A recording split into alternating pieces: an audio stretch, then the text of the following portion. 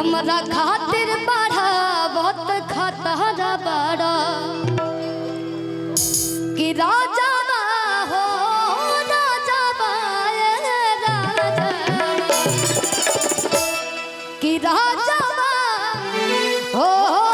राजा कि बोला काहे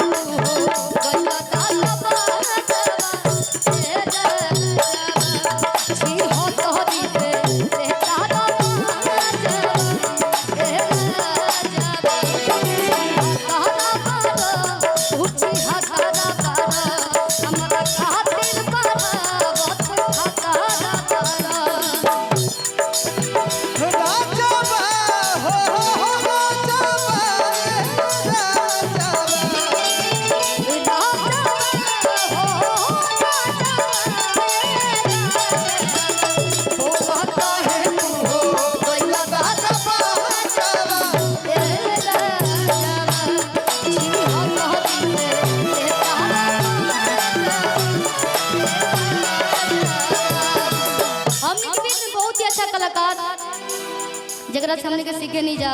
भैया के शादी भैया अंकुश भैया कुछ छड़ में आज काल के हमने के बोलने दो से चार गो गाना गावल जी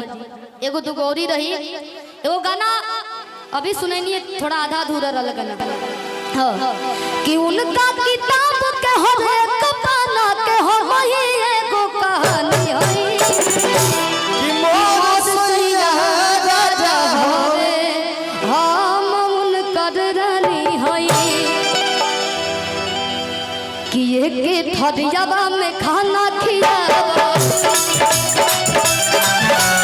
रतिया के कोहरा में दारू के सुतावा थरियावा में खाना खियावा रतिया के कोहरा में दारू के सुतावा काकी कहां के हरे सपना के हो वही एगो कहानी कि मोहर सैया राजा बहले हम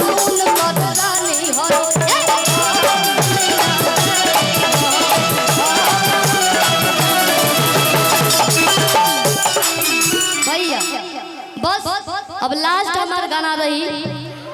जो ना गीत के आप लोग इंतजार करतनी वही बेरा से उधारी भैया मन पे बानी हमनी के ओ